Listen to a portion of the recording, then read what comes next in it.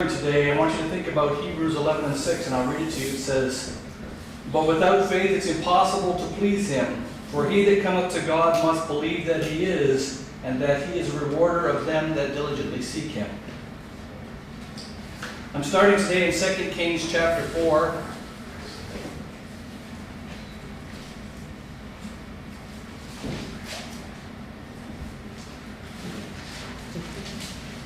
We're going to be talking about several different stories in Scripture that you might find relevant to your situation. I don't know, you might not, but in them we're going to see how God was able to do some miraculous stuff and how you may want to do that in your life as well.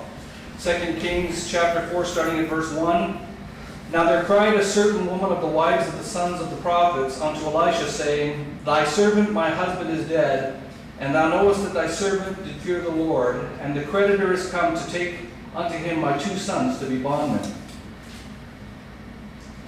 And Elisha said unto her, What shall I do for thee? Tell me, what hast thou in the house? And she said, Thine handmaiden hath not anything in the house save a pot of oil. And then he said, Go borrow thee vessels abroad from all thy neighbors, even empty vessels, borrow not a few. And when thou art come in, thou shalt shut the door upon thee and upon thy sons, and shalt pour out into all those vessels, and thou shalt set aside that which is full.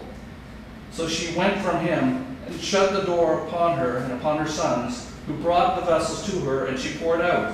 And it came to pass that when the vessels were full, that she said unto her sons, Bring me yet a vessel. And he said unto her, There is not a vessel more. And the oil stayed.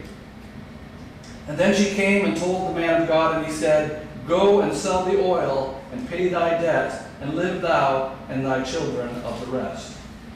So it's a great story. We have this woman, and she's one of the people who felt that her and her husband, her family, their whole life had been devoted for the cause of the gospel, the gospel of God that they believed in the Old Testament. And her husband died. That might be your situation. You might feel like, man, I've been doing all this believing for God, and now I'm in a bad situation because the bill collector's come to the door. In her case, he was going to take away her sons for her debt. And so she comes to the prophet, and the prophet says to her, What do you have? She says, I don't have anything. Well, I have one pot of oil.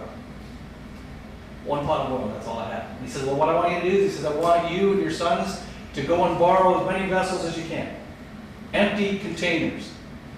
And I want you to go into your home with those empty containers, and I want you to take that pot of oil, and I want you to pour it into these empty vessels, and when you fill one up, put it aside.